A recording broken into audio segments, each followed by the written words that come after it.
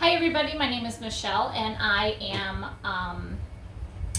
going to do a recipe for you today. It's something that I use a lot when I go to parties because it's always a big hit, and it's also something that I can just stand around the table and eat and not feel as guilty as if I'm eating some other stuff. So this recipe has been in my family for years, and then as time goes on you just kind of change it to what you want it to be. It's one of those kind of simple recipes. So what it is a cold vegetable pizza as an appetizer. So back in the day, it's called, for the recipe I'll put below in the description, but the recipe is a Pillsbury recipe. So even if you Google Pillsbury vegetable pizza recipes, this will pop up. But back in the day when crescent rolls came in packages, it called for 2 packages of crescent rolls. But now they have made these wonderful crescent roll sheets, which are a lifesaver, because then you don't have to roll out the croissants and then smush them together on the bake pan. So these are a lifesaver, and maybe this recipe is the reason why they started making them. I have no idea. But I've already baked it. I baked the sheet of croissant sheet on this cookie sheet, and it'll stick. So it's stuck on there, and it will stay stuck on there until I get to the party, which is great because then it won't slide off. And I'll cut it with a pizza cutter, and then I'll take like a spatula or a knife like this, and I'll kind of score underneath it to kind of separate it from the pan so people can easily pick it up off the plate. So you basically bake the croissants at 375 for like 10 to 12 minutes. Keep your eye on it because you don't want it to burn. It will burn easy because this is a really thin layer of dough. Then it also calls for 1 package of Philadelphia cream cheese and a half a cup of sour cream, which I have put in this bowl. I have it spread around in the bowl like this because I was trying to get it to room temperature. I was trying to do this really quick, and the cream cheese, obviously, you know, if you've ever worked with cream cheese, it does not mix well with anything unless it's room temperature. So I got it to room temperature and I mixed it up with the sour cream. And it's all mixed up, so that's just 1/2 cup of sour cream and 1 package of Philadelphia cream cheese. Now, one of the changes that I made in this recipe is I use a half a package of onion soup mix, which is this stuff. I get this one from Aldi, Chef's Cupboard onion mix. I use half of the package, and I used the last half package for the last time I made this pizza. So I'm going to dump this in here. I like it because it's got a lot of nice spices in there that you would use for like even French onion dip. So I'm going to mix that in here. I like this mix that we're gonna spread on the croissant. I like it a little more garlicky, so I'm gonna put a little bit of adobo in here. You can use garlic powder. Just read the recipe and taste it as you go. You can't take things out of your recipe, but you can always add to. So just do a little bit and then taste it. And then if it's okay, great. If not, just know that the flavors are going to meld over time as it sits on this pizza. And mix that up. And then it also calls for a teaspoon of dill. Dill weed, not dill seed, which is the little flakies. So sprinkle that in my bowl. And then after this is all mixed together, you're just going to spread it over this entire sheet of croissant. And earlier today, I started cutting, as you can see. Oh, you cannot see because it's over here. This is broccoli and cauliflower florets that I made into little tiny bits, little tiny pieces, as well as cauliflower. I obviously cut way too much.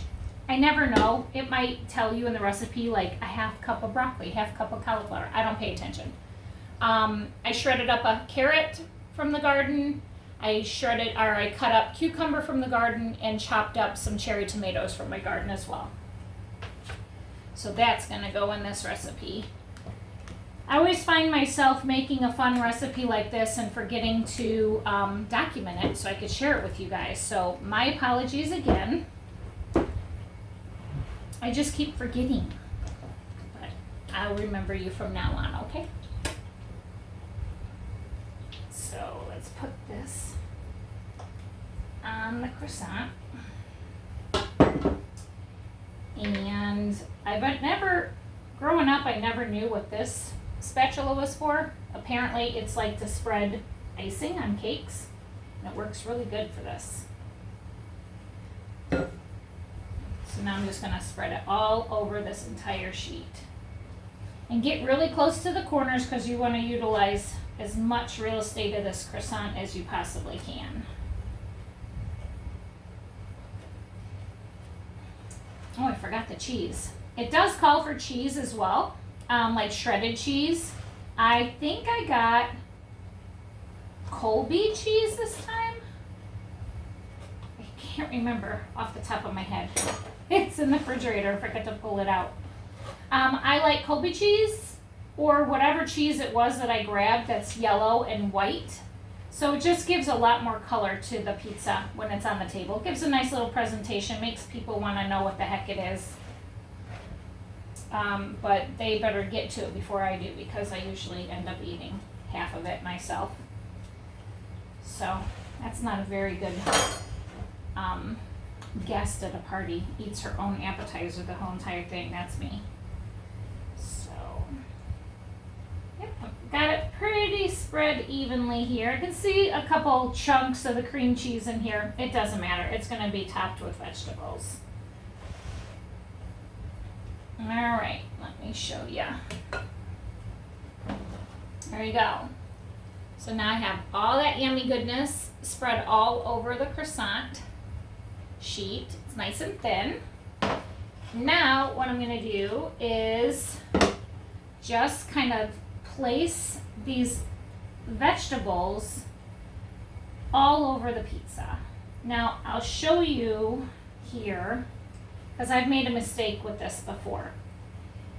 You think you're gonna make like a regular pizza, like if you're making it with pepperoni and sausage and stuff like that. And you have to realize that there's a lot of ingredients going on this and it doesn't layer well. So see how far I'm spacing the cauliflower? I'm doing that because there's gonna also be cucumbers in there, carrots in there, tomatoes in there, and broccoli. So, and cheese. So you have to really kind of spread this stuff out. You can always add more later, but it's really hard to pick up a piece of this crackery croissant when it's just loaded with vegetables because it's just going to fall all over. So I try to make it easy to eat. So I'm going to continue layering this with the cauliflower. This whole recipe takes maybe an hour because you got to chop up all the stuff. You got to bake the croissant. That takes about 12 minutes. Then you got to let that croissant sheet, it's got to cool. You cannot put this cream cheese mix on there when it's warm. And then you're going to throw this in the refrigerator until you go. I also take cucumbers and just make big chunks of the cucumber and I set them on this when I'm finished so I can foil it and then it won't go down and touch the vegetables and get all stuck. So I do that too. Yeah, I cut way too much cauliflower, which I always do every single time I do this recipe. I don't know why I just don't do just a cup or something. Now I'm going to put some broccoli.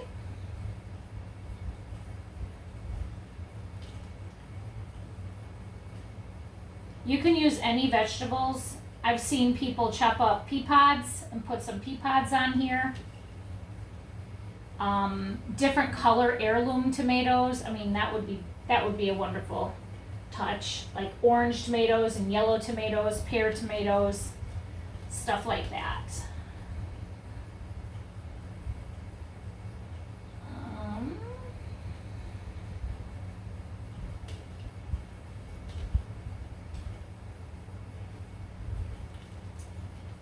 Pillsbury, I actually used to have a book, Pillsbury appetizers. A recipe book. I don't know if I still have that. I'll have to look for that. It was pretty simple recipes.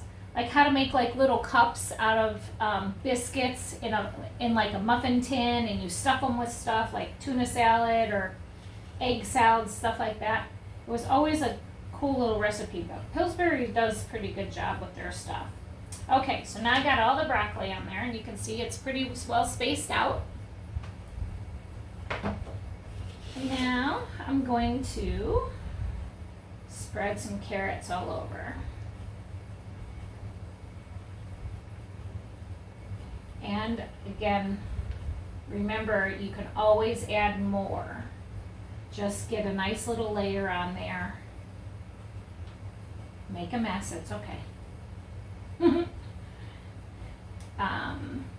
There's the carrot. Making sure to pay attention to the edges, because those are where the crispy crunchies are. Because that's the parts that I eat. And cucumber. I'm gonna put these all over too. This cucumber that I'm using has been a really cool adventure in my garden this year. It's called a green dragon. They're the really long, like 12-inch cucumbers. It's very easy on the seeds. There's not a lot of seeds. And the plant is prolific. There's tons of these cucumbers on there. I've made tons of pickles with them this year. And I'm gonna save the seeds from one of the cucumbers. I have it growing on the vine right now. It's just now turning orange.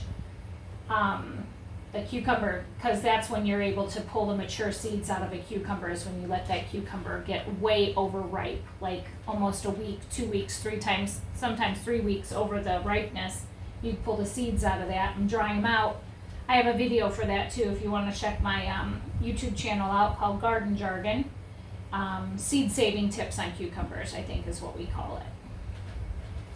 But this plant, I will grow it again next year for sure. Alright, I'm just putting these cucumbers all over, making sure I get the edges.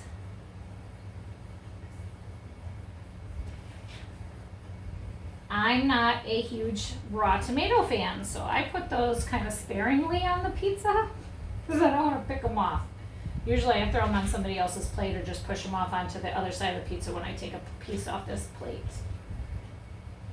These cherry tomatoes that I'm using are called Principe Borghese. These cherry tomatoes, this is about how big they get, but you can see how it's kind of pointy at the bottom. But these tomatoes, these cherry tomatoes are not a lot of seeds. They don't have a lot of seeds in them because they're really good for dehydrating and drying out. So that's why I cut that one up. All right. You know what? I'm going to put a little bit more dill on here too because I like the look of dill on these recipes. Just gives it a nice little pop of texture. I need to go to Costco or something and get some big bulk of spices. I go through dill like crazy. I tried to grow it this year. I epic failed every time I tried to grow an herb this year, so I'm going to really focus on that this fall and winter and see if I can learn how to grow some herbs. And now my tomatoes.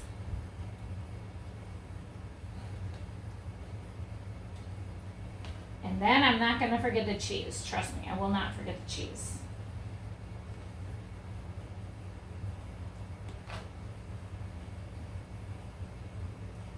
I'm going to have to go outside and get another one of these tomatoes because this is not enough. I know people love tomatoes. I'm just not a huge fan of raw tomatoes. I'll cut that one up. Let me grab the cheese so you can see what the final product looked like.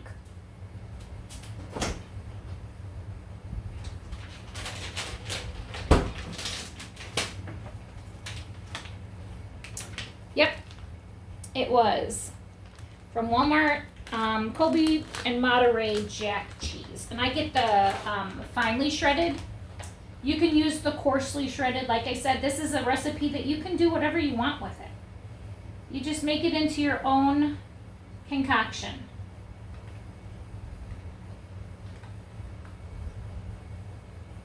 This recipe has been in my family for a long, long time. and then we just kind of change it up as we go. I'm going to go ahead and put cheese all over the entire pizza, and then I'm going to add the rest of those tomatoes when I'm finished up with this video.